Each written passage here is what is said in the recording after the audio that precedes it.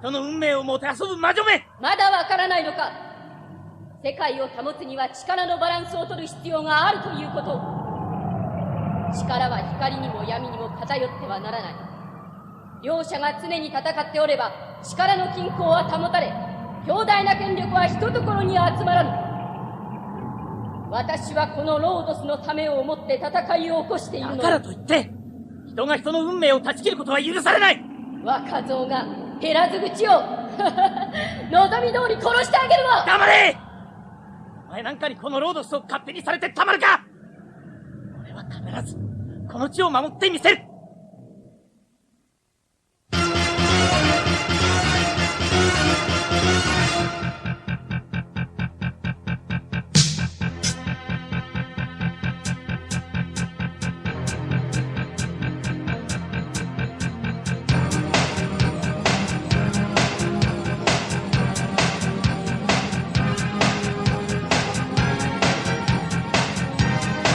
角川カセットブック、安田仁、水野良原作、ロードス島戦記、幻惑の魔石。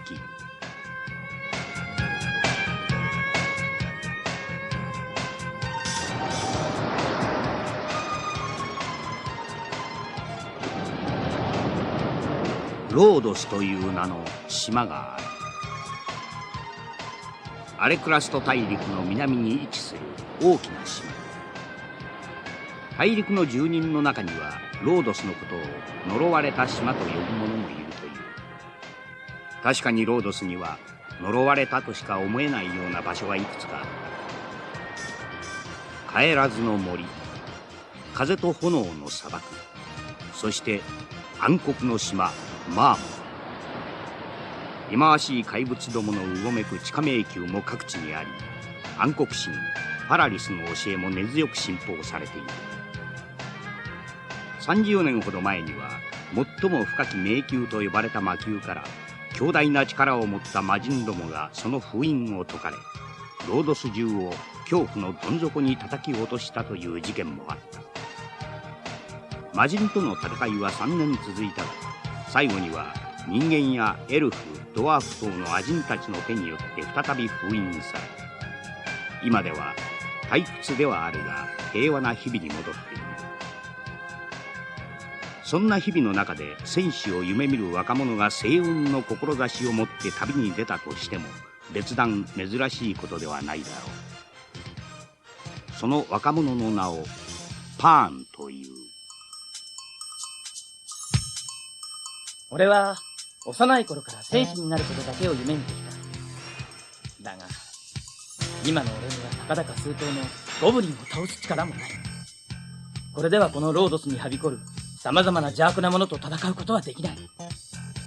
だから俺は自分を磨くため、そして立派な戦士になるために旅に出ようと思う。お前も来てくれるか？もちろんさ、パン。ただ僕はまだ神官の資格を得て間もない。どこまで力になれるかわからないし、むしろ足手まといになることがあるかもしれない。それでも君が望んでくれるなら喜んで。面白いではないか。わしもちょっとばかり訳があって旅に出たいと思っていたところじゃ。それにスウェイン、魔術師のお前さんがいてくれれば何かと役に立とう。いいでしょう。ただし義務。私は剣を振り回す戦いは苦手ですよ。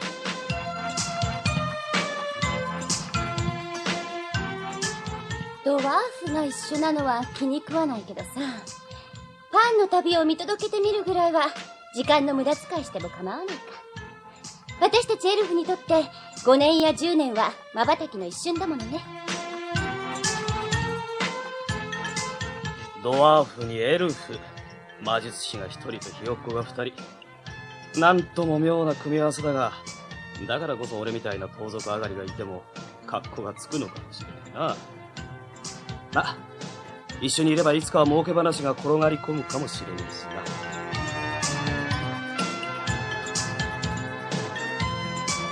不思議な運命の糸に操られ、彼らがロードス島全域を揺るがす大きな事件に出会うにはそう時間はかからなかった。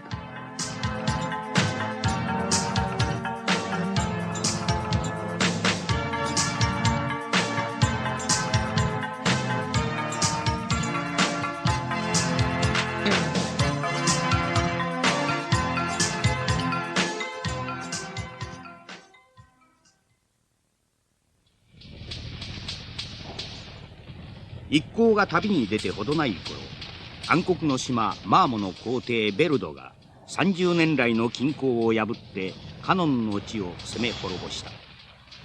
パーンらはベルドの野望を阻止せんと戦う中で、その背後に強大な力を持つ魔女カーラがいることを察知。それぞれの持てる力を持ってとうとうルノアナ湖のカーラの館に追い詰めた。気をつけて、パン。カーラが魔法の結界を打ち破りました。何？彼女の魔法を的に食らったらひとたまりもありませんよ。死ねー！パン、ここはわしがやる。ギム！わしがカーラの気を引いているうちに機体のサークレットを外すんだ。頼むぞ。そんなことしたら死んじまうよ。いや、わしにはそうしなきゃならないわけがあるんだ。頼んだぞ。ギム！カーラ！いや、レイリア、目を覚ませ。お前はマーファの司祭、ニースの娘だ。カーラに心を支配されるな。黙れ黙れ。わしはお前の母親と約束した。必ずお前を無事に連れ帰るとな。見ろ、わしは武器を捨てる。レイリア、お前を傷つける気は毛頭ない。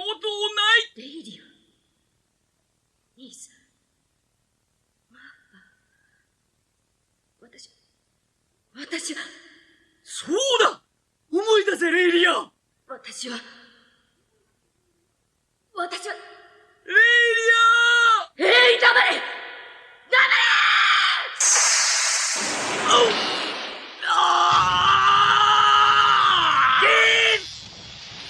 わしに構うな。早くカーラのサークレットを。分かった。ウッド、パラン。よっしゃ。よせ。へへ、いただきだ。私のサークレット、私の心を返せ。見なさい。カーラの表情が変わってレイリアに戻っていきます。レイリアはマーファの最高司祭ニースの娘だ。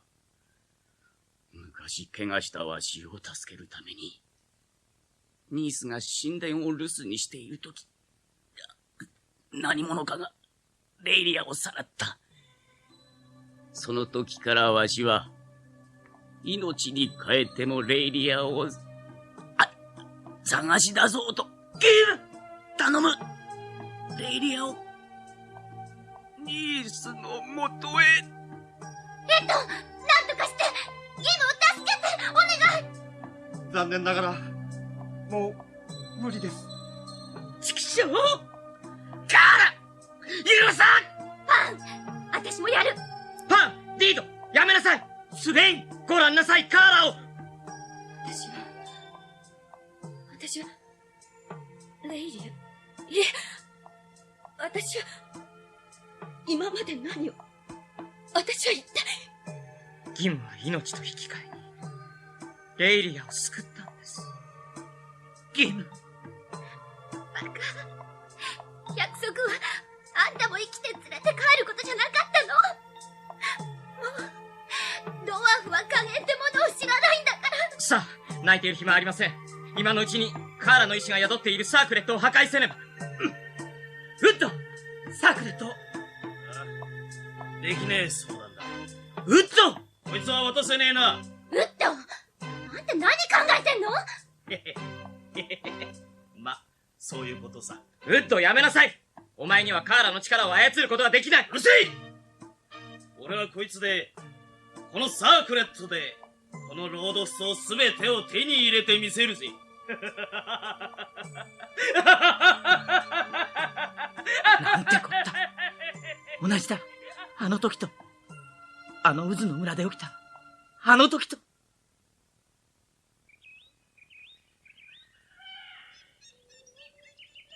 それはモスの山奥をさまよっていた時のことである。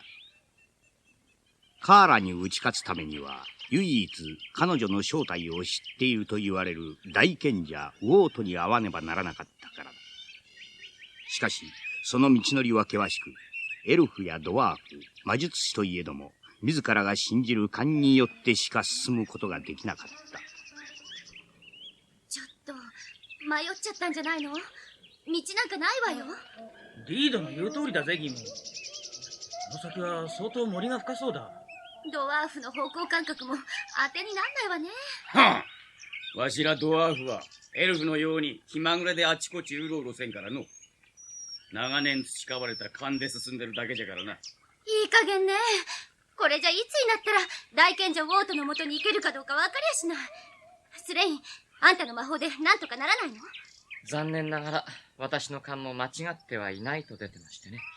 リードは少し気が短すぎるんじゃないですか？どうせエトみたいに司祭になれるほど寛大な心は持ってませんよ。リード、僕はまだ正式な司祭ではありませんが。どうせなるんだから同じことでしょ。リード、何をそんなに怒ってるんだ？リードはさっきのことを根に持ってるんだ。さっき？そう。ほら、二股で道を選ぶとき、ファンが義務の言うことを信じた。あれだよ。私は右だと思ったのよ。なのにパンタラン。エルフでも女だな。どういう意味よ。どういう意味だ？腕っぷしは強くてもまだガキだな。なんだと？あれは森の向こうだ。行くぞ！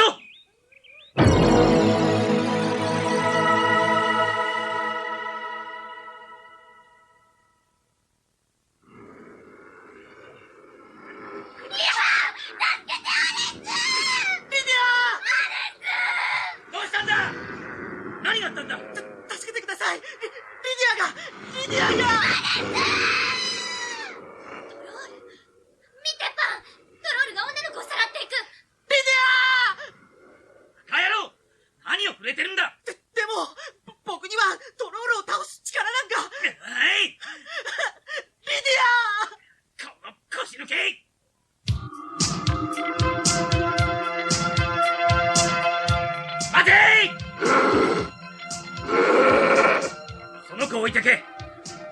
さもないと怪我するぞ。いやか、ならば仕方がない。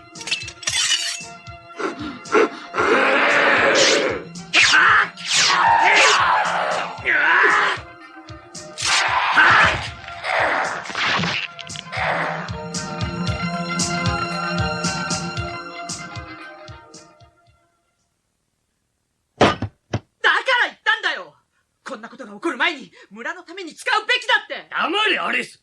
恋人の一人も守れなかった腰抜けが大きな口を叩くな。腰抜けか。そうさ、父さんにとっては剣が使えない男はみんな腰抜けなんだ。黙れ。お客様の前だぞ。ねえ、どうなってんの？なんか込み入ってるみたいだね。わかったよ。出てきゃいいんだろ。出てきゃ。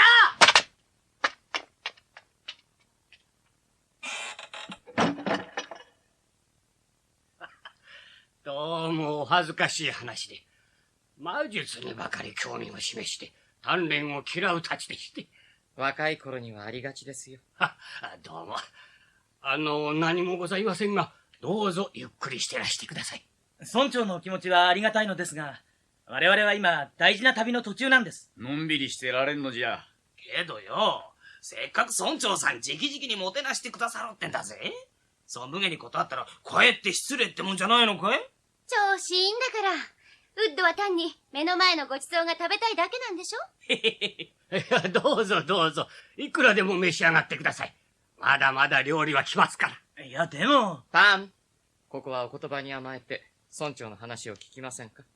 話？どうやらごちそうの理由はお礼だけではなさそうだ。魔術師殿は何もかもお見通しというわけですか？スレインで結構です。実はあなた方に何とか助けていただきたいと。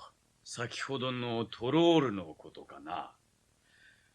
あやつらは本来こんな人里まで群れをなして出てくる連中ではないが。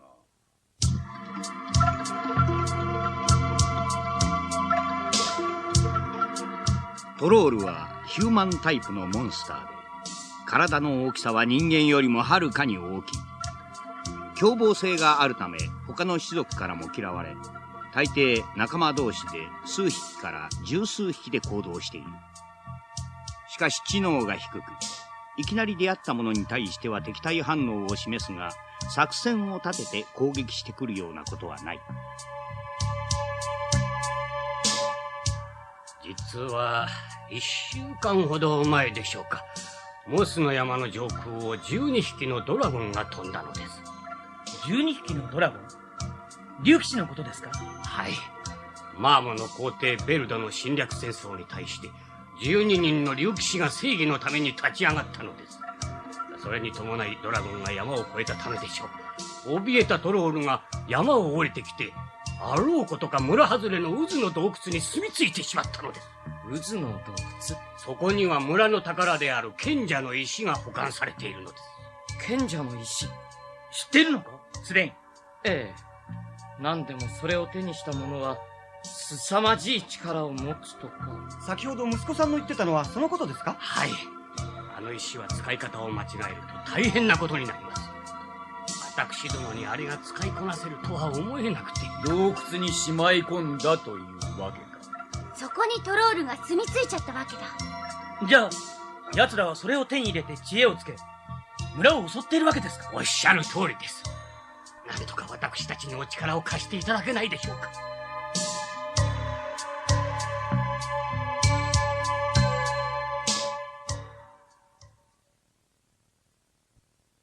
ねえ、パンタラン。さっきからぼんやりしてどうしちゃったのよ。うん。わかった。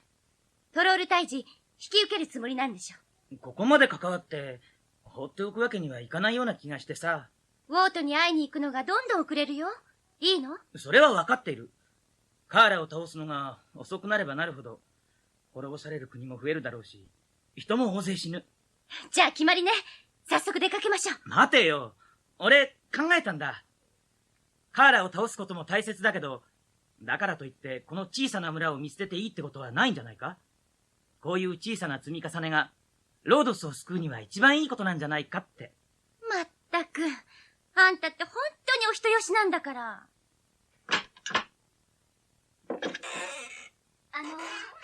失礼します。君は確か。はい、リリアと言います。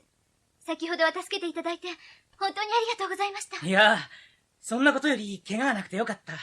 私たちが道に迷ってなかったら大変な騒ぎだったね。たくあの腰抜け男が。ディード、言い過ぎだってば。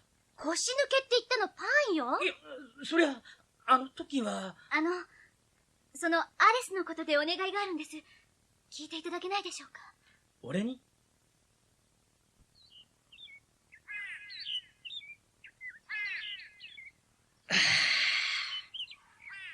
いい気持ちだ。こんな山の中にこんな綺麗な村があるとは思いませんでした。ええ、私たちのうず村は祖先が長い年月をかけてこれだけ住みよいところにしたと聞かされています。さっき村長が言ってた賢者の石っていうのを使って？いいえ、賢者の石はその昔、それこそ古代王国の終わり頃にすでに封印されていたと聞いています。何でも石の力に振り回されて村が全滅の一歩手前まで行ったという言い伝えが残っています。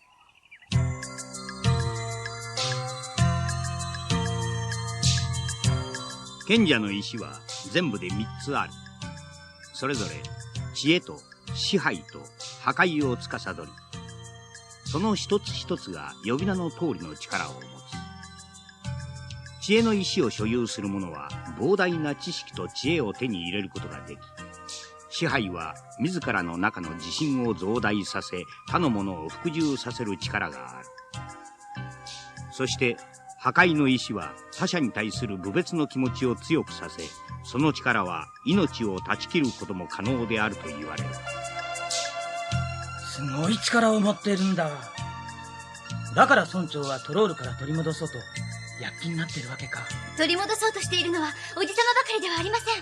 村中がいつトロールに襲われるかビクビクして、だからアレスは取り戻そうと一生懸命に。彼が？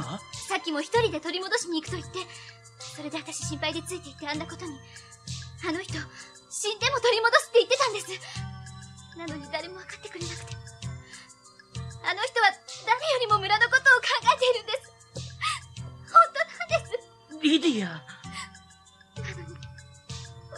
ちっとも向かってあげようとしてくださらない。アレス、お前はいつまで魔術になんぞ筒を抜かしておるんだ。そんな暇があったら剣を習え。村の仕事を覚えろ。父さん、何度言えばわかるんだよ。剣の力だけが村を守ったり人を統率したりできるわけじゃないんだ。魔術だってしっかり身につければ村の役に立つんだよ。言うな。村の者が何と言っているか知っているのか。次期村長はお前以外なら誰でもいいとか、できません魔術に明け暮れるドラ息子とか。ねえ父さん、村の噂より僕を信じてよ。必ず魔術を習得して賢者の石を使いこなせるようにするから。村のために使うことを考えるから。なる。あれを使うことだけは許さん。そうしているうちにトロールが洞窟に住み始めて。つまり僕らがアレスを助けて賢者の石をトロールから取り戻せばいいんだ。パンさん。パンでいいよ。アレスには腰抜けなんて怒鳴っちゃったから謝らなきゃいけないしね。死んでも取り戻そうとするなんて大した度胸だ。大丈夫。必ず僕らが手助けするよ。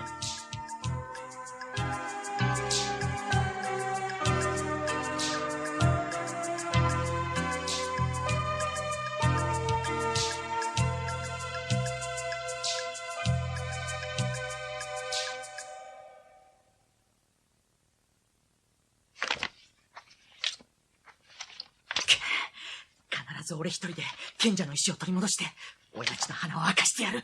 必ず。今から勉強してたんじゃ追っつかないんじゃないのかい？誰だ？おっと、そんな怖い顔しなくさっていいだろう。恋人の命の恩人だぜ。どこから入った？何？職業が職業なもんでね。お天のもんの。出て行ってもらおうか。そりゃご挨拶だな。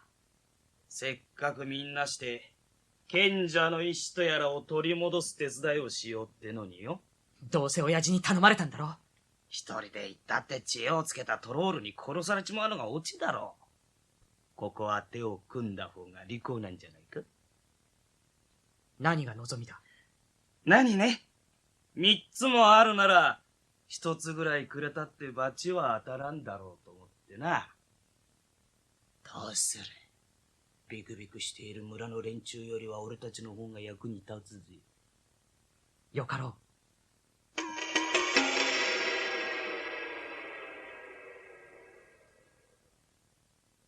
何？俺たちがおとりになるって？そうだ。トロールは夜行性だ。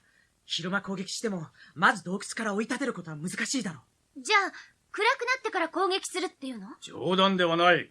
闇の中での戦いではこちらが不利だ。無事で戻れる確率は低いぞ。だから明け方ギリギリを狙う。それこそ太陽が昇る直前に。なるほど。日が昇ればこっちのものじゃ。あなた方が連中を誘い出しているうちに僕が洞窟に入って賢者の石を取り戻す。場所を知っているのは僕だけだ。よし、俺があんたに付き合おう。その必要はない。しかし。いざという時は石の力を使う。周りに誰かいたら巻き込んでしまうからね。よし、わかった。トロールの方は俺たちに任せてくれ。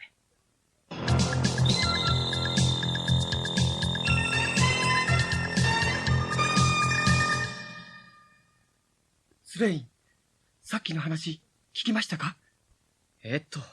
どうしました？そんな不安な顔をするものではありませんよ。おとりになるパーンたちが吹き継がります。私はアレスの目がとても気になるのですが。確かに野望の火が見えますね。けれどそれだけで人を判断することはできません。そうですね。きっと私の思い過ごしでしょう。ただ、何か？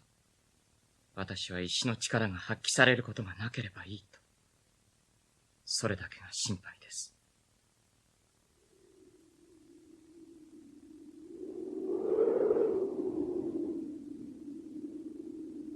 あそこが連中の住んでいる渦の洞窟です。エトとスレインを連れてくればよかったわ。何匹いるかわからないんだものね。弱気だな。単に醜いのいっぱい相手にしたくないだけよ。ギブは自分と大差ないだろうから平気でしょうけど。ドワーフをトロールと一緒にするな。見ろ。あそこに立っているのは見張りじゃないか。へえ、賢者の石は連中に人並みの知恵をつけてくれているみたいじゃないか。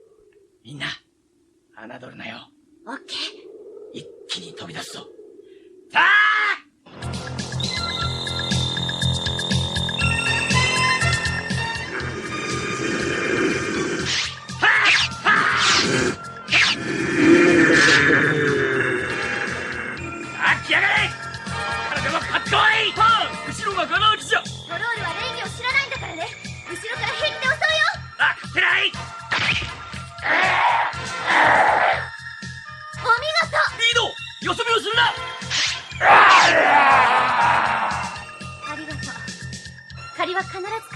貸したつもりはないわ。おい、こっちも手伝ってくれよ。俺が一番非力なんだぞ。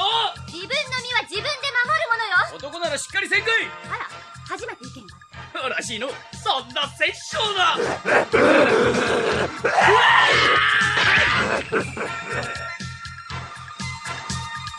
グッド、大丈夫。ああ、お前だけだよ。やっぱり仲間だな。くそー、ドワーフもエルフも二度と死ぬしねえぞ。パン、一匹逃がしたわ。洞窟の方に行く。何？まだアレスが出てきてない。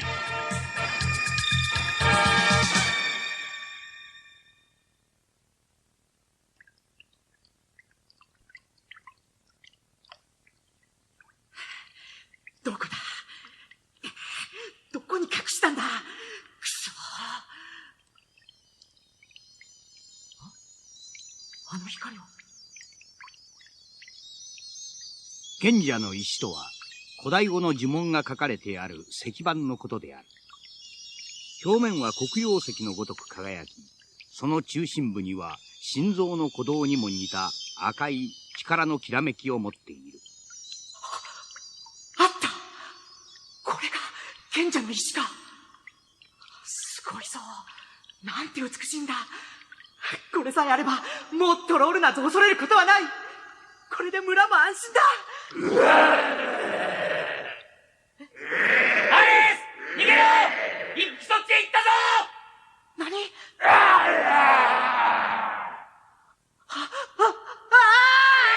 え！戦うんだ！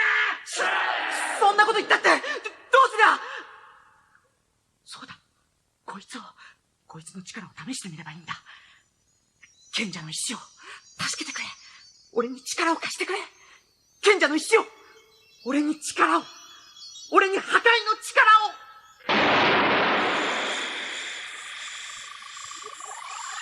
なんだ？この光は。いかん！洞窟が崩れるぞ！アレス、早くこっちへ！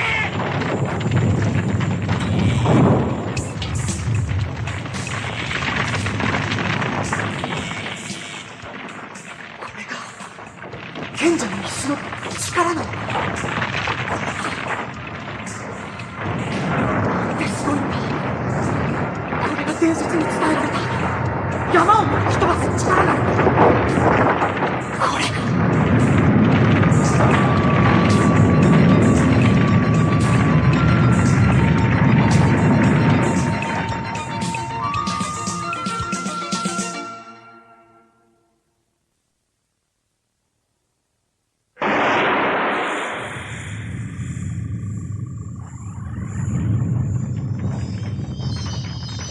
これが賢者の石の力なのか。これさえあれば山の一つや二つ簡単に吹っ飛ぶ。これさえあれば誰にも負けはしない。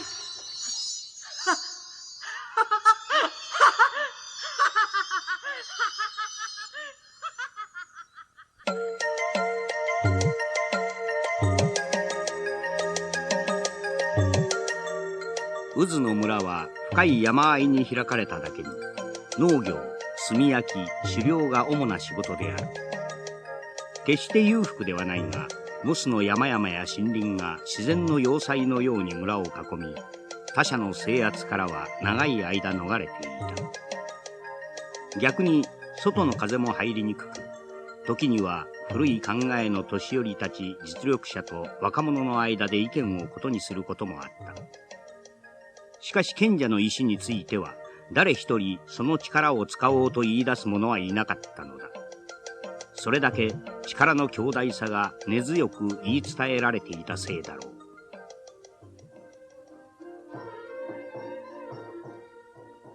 聞いてくれ、村の主。我が息子アレスが村の守り神賢者の石を無事に持ち帰ってくれた。これでまた村も安泰じゃ。今日は祝いじゃ。酒も魚も心ゆくまで味わってくれ。ご機嫌だの村長。おお、リムさん、お力添え感謝しますぞ。おかげで村の衆に顔が立ちました。これで誰もアレスが次期村長になることに反対しないでしょう。そんなに村長というのはいい仕事かね。とんでもない。むしろ逆ですよ。責任ばかりが重くて、白髪も増えますし、シワも深くなります。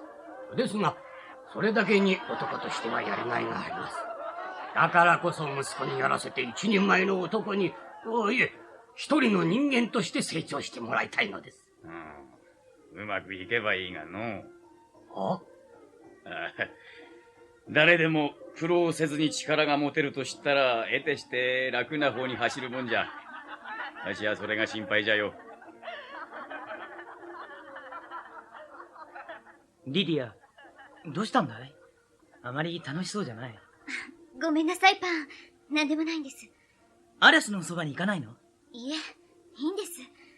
なんか今日のアレスはまるで別人のようで。だって、彼は村の英雄じゃないか。自信が出てきたんだよ。英雄？ねえ、パン。男の人はみんな英雄になりたいものなのかしら？みんなって？それは、女の私にはわからないことなのかしら？そうだな。俺は、小さい頃から英雄になりたかったんだ。俺の親父はバリスの聖騎士だったんだ。まだ俺が小さかった頃に死んじゃったけどね。じゃあ、お母様と二人で。うん。だから親父のように、俺も必ず戦士になりたいと思ってる。多分男ならそう思うんじゃないか？アレスは違ったのよ。少なくとも昔はね。優しい人だった。動物を殺すのが嫌いで狩猟に行かなかったくらいなのよ。アレスが？リディア、僕はいつか必ず魔術師になって村を豊かにしてみせるよ。魔術師に？魔法が使えるようになれば、万が一襲われても誰も傷つけずに村を守ることができる。むやみに戦う必要もない。でも、おじさまが魔術師になることを許してくださるかしら？必ず説得するさ。力が強いばかりが男ではないことを分かってもらうよ。でも喧嘩はしないでね。私、あなたが怒鳴っているのは見たくないもの。分かってるさ。僕があの頑丈な親父に腕っぷしで勝てるものか。おじさまのお許しがなかなか得られなくて、焦ったアレスは賢者の石に目をつけたんです。それがトロールに。それ以来彼は石のことばかり。あの石を取り戻して使いこなすことができれば、おじさまも自分を認めてくれるだろうって。それで意地になってたわけか。でも、私は昔のままのアレスでよかった。あの優しかったアレスで十分だった。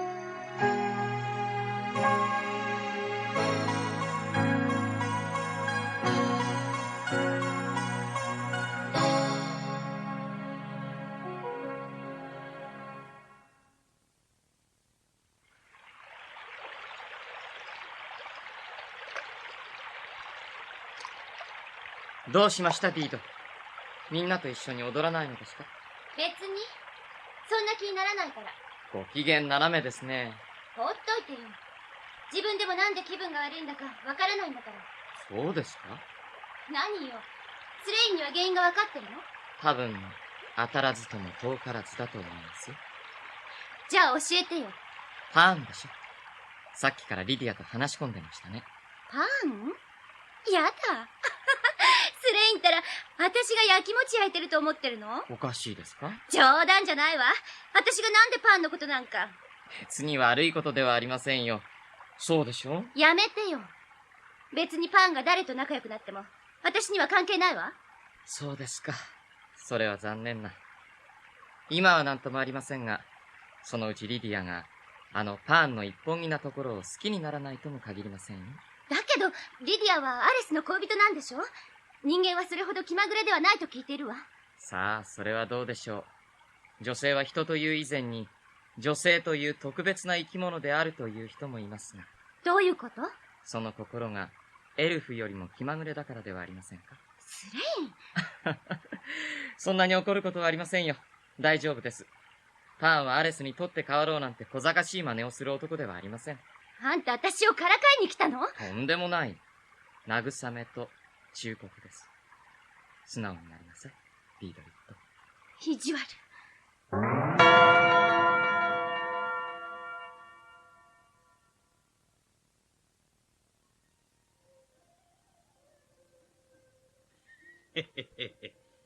村中が浮かれちまってるぜ。この隙にあの石をいただいちまうことにするか。なんたって願うだけで洞窟ごと吹っ飛ばしちまうあの威力だからな。どうせなら3つとも手に入れなきゃやな。へへへへ。俺にもようやく運が向いてきたぜ。さてと、確か村長の寝室に置いてあるはずだが、どこにしまいやがったんだ。やばい、誰か来やがった。どこに隠れりゃいいんだよ。ベッドの下かよ。仕方ねえ。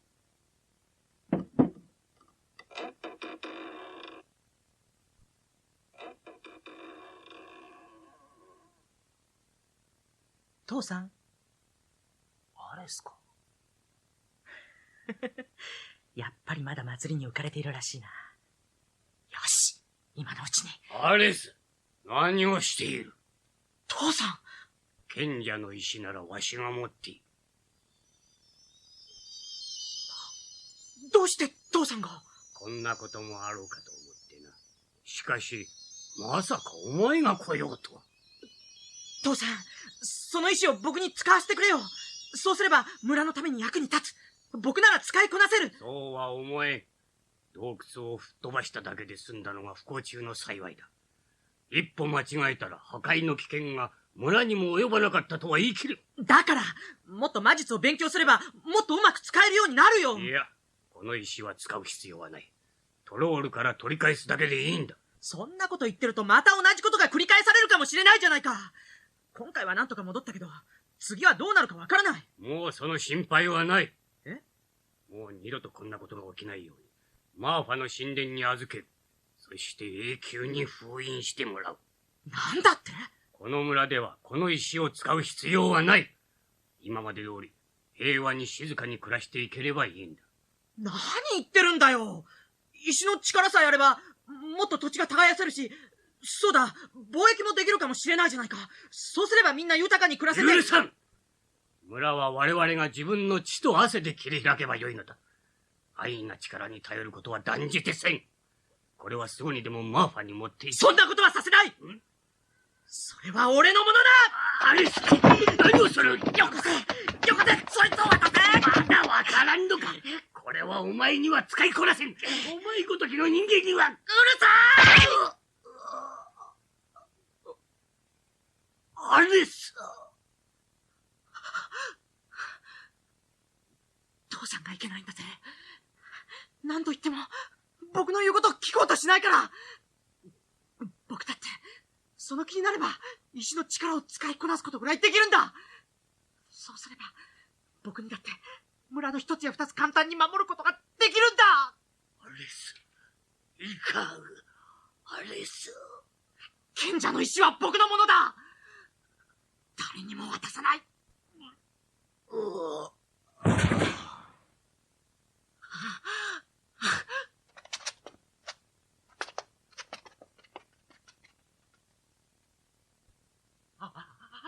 なんてこったい。あのガキてめえの親を刺しちまった。アリス。アリス。すげえ血だ。村長、しっかりしろよ。大変だ。村長がアレスに刺され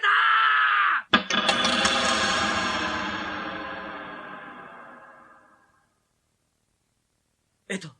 どうだ？村長は助かるか？やってみなければわからない。全力を尽くすよ。いや、必ず助けてみせる。頼む。なんて男なの。実の親を刺すなんて。やはり石の力に魅了されたか。それにしてもウッド、ずいぶん都合よく村長の家にいたわね。それは、ほれ、虫の知らせってやつよ。な、スレイン。事実関係を追求している時ではありません。とにかくアレスを探すのです。まだ遠くには行ってないでしょ。俺、リディアのところに行ってみる。もうあいつが頼れるところは、あそこしかないはずだ。私も行くわ。アレ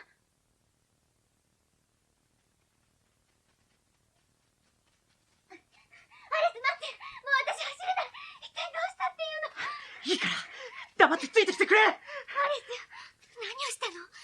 なぜこんな逃げるようにしなければならないの？それは、アレス、親父を、殺しちまった。何ですって？賢者の石をマーファの神殿に封印してもらうなんて言うから。アレス、なんてことを。だって、こいつは俺が取り戻したんだぜ。だから俺が使う権利があるんだ。そうだろ、リディア。そうだって言ってくれよ。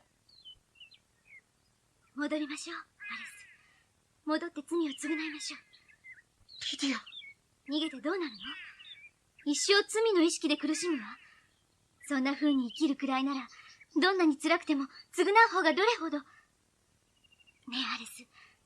私も一緒に、一生あなたのそばにいるから。罪？償い？そんな心配いらないんだよ。これさえ、賢者の石さえあれば、俺たちは世界だって手に入れられるんだ。アレス。昔の、あの優しかったあなたはどこへ行ってしまったの？村のためにあれほど必死だったあなたは。やめろ！それ以上言うな！俺は今までの俺じゃない。もう誰にも俺を侮辱させない！俺は、この石の力で。あれ！逃げようったってそうはさせないわ。パー！リード！アレス貴様！見下げたやつだな！自分の父親を刺すなんて！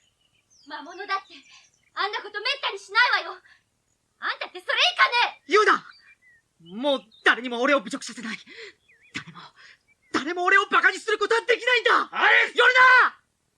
それ以上寄ると、お前にも死んでもらうぞ。バカなことはやめろ！戻って罪を償うんだ！親父だって、俺が戻ったら成仏できないさ！やめて、アレス。パンの言う通りにして、ね、お願い。パンの言う通り。そうか。リディア、お前も剣の強いやつの方がいいんだな。違うわ。アレス！お前というやつ！うるさい！村に戻っても、どうせ俺は親殺しだ！戻るくらいなら、この石を使って世の中をあっと言わせてみせる！見てろよ！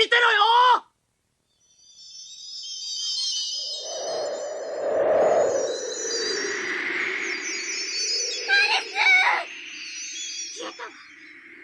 これも石の力なの。村に戻って馬を用意する。フレイの魔法でどこへ行ったか追跡してもらう。アレス、絶対に逃がさない。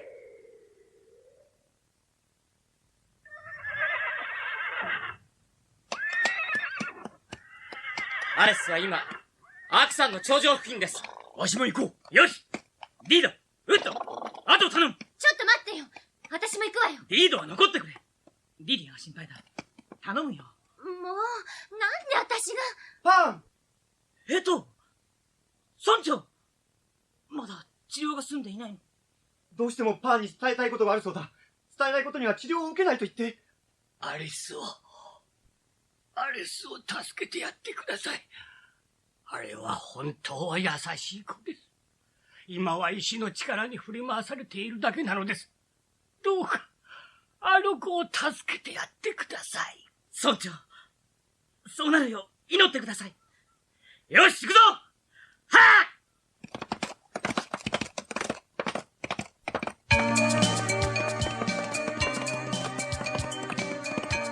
あ！なぜ約束してやらなんだ？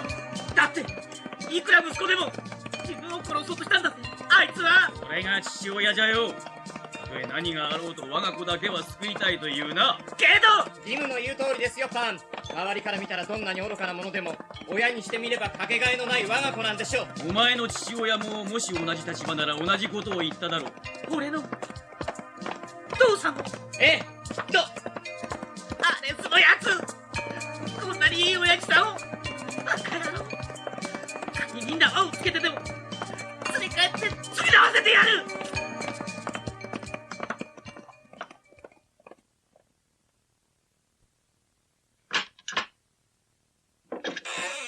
ちょっといい？リード。別に、私は用ないんだけどさ、パンがたまに様子を見てくれって言ってたから、ウッドよりはあんたの気持ちがわかるんじゃないかって。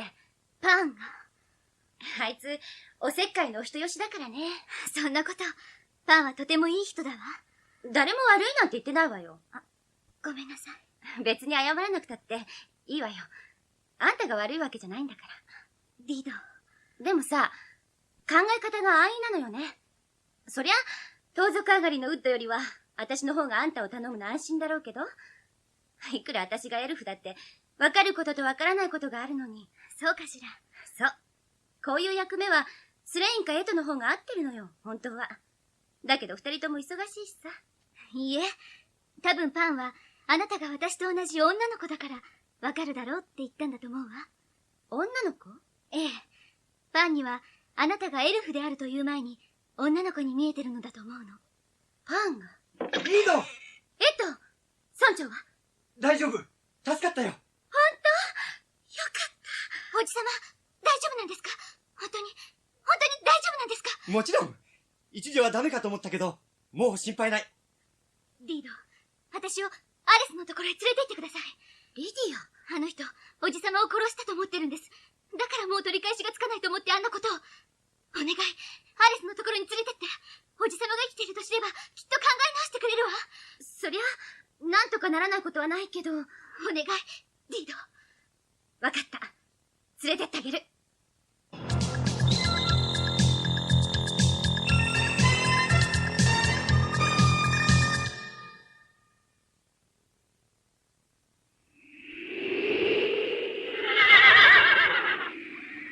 スレイン、どうだ？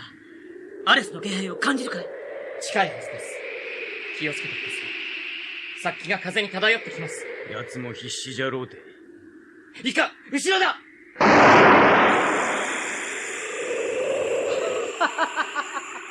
貴様らよほど死にたいと見える。その望み、叶えてやろうじゃないか。ハレスだ！あの岩の上！石の力のせいでしょう。周囲の空間が歪んでしまっている。突っ込むか？いや、スレイ、魔法で俺の周りにシールドを貼ってくれ。アレスを説得してみる。わかりました。ただ石の持つ力がかなり強いので長時間は持ちませんよ。わしも行こう。いや、俺一人で行かせてくれ。大勢で行けばますます奴を追い詰めることになっちまう。分かった。気をつけて行け。スレイ、頼む。万物の根源たるマナよ、光の障壁となれ。カルノアルマンノイ！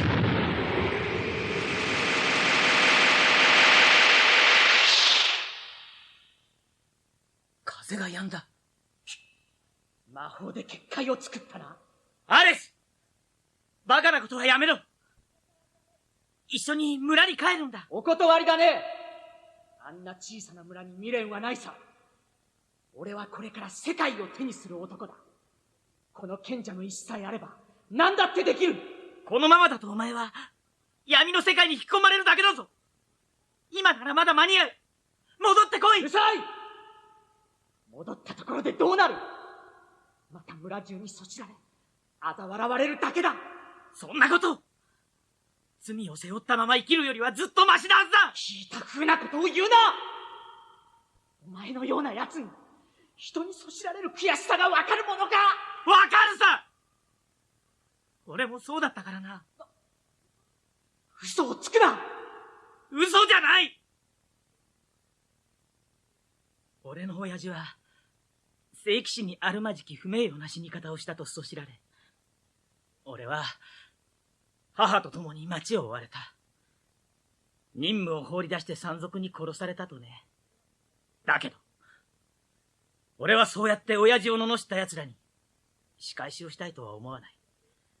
そんなことをしたら余計に自分が惨めで小さい人間になるだけだからだ。聞きたくない。アレス！お前は村のために石を使うんじゃなかったのか？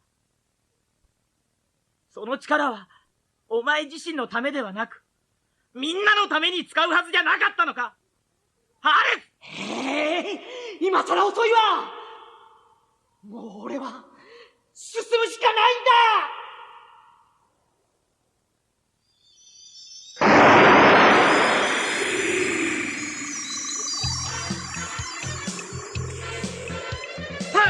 結界が破られた。気をつけろ。戦え。剣を抜けパーン。やられちまうぞ。そう？なんでわからないんだ。あの子を助けてやってください。あの子は本当は優しい子なんだ。ダメだ。戦えない。どうした？剣を抜かないのか。そんなに死にたいのです。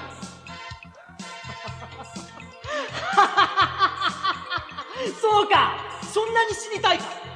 ならば望み通りにその体打ち砕いてバラバラにしてくれるわ。死ねー。アリス、いけない。リディア、危ない。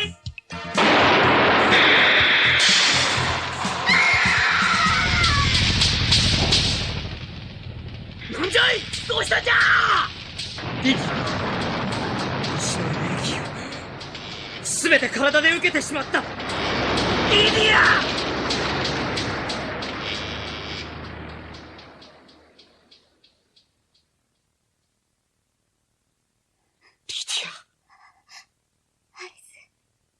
王子様ね、助かったの。もう大丈夫なんですって。なんだって。あなたのこと心配してらっしゃるわ。バンに助けてやってくださいって。あなたのこと本当はいい子なんですって。そんな、今さら。私知ってるわ。本当はあんたとても優しい人なんだって。リディア。よかった、間に合って。リディア、死なないでくれ。俺はただ力が欲しかっただけなんだ。強くなって親父に認めてもらいたかっただけなんだ。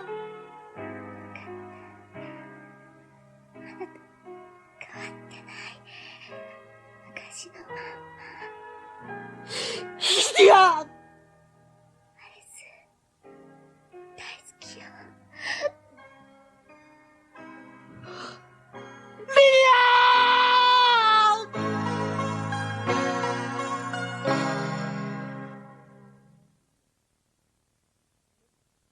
リディアの死で賢者の石は村に戻り、アレスは当てのない旅に出たと聞く。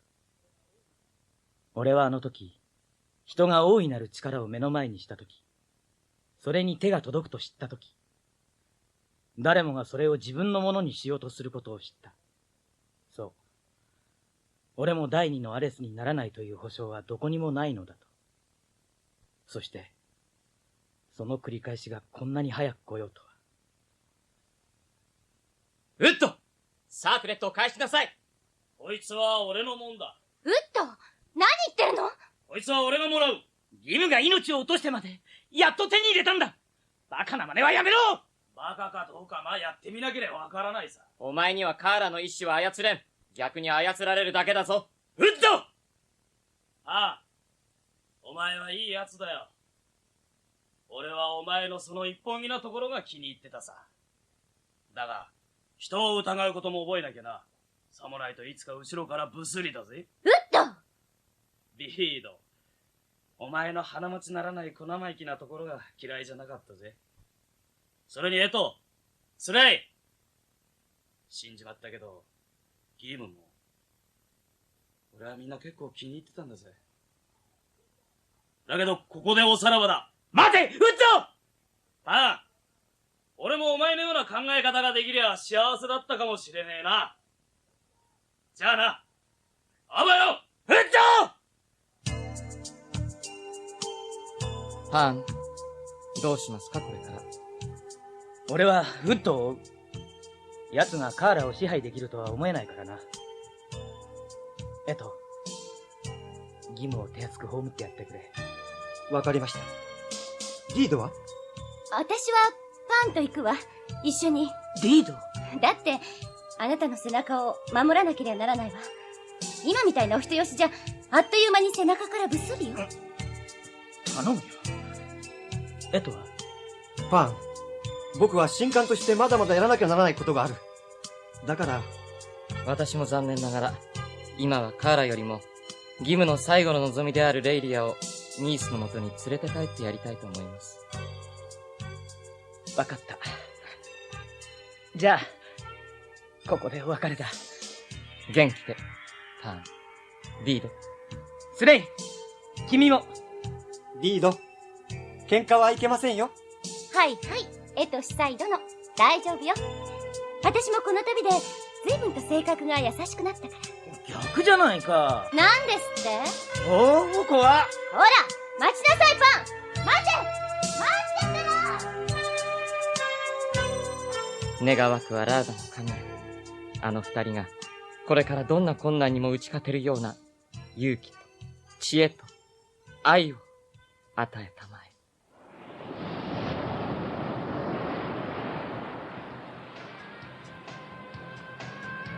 ロードスという名の島がある。まだ上辺の平和が保たれているが、その地底深くでは虎視眈々と悪の目が開花する時を待っている。そして今その気配に気づいた若者たちが歴史の名もない英雄たらんと互いに手を取り始めた。若者たちの冒険はようやく始まったばかりである。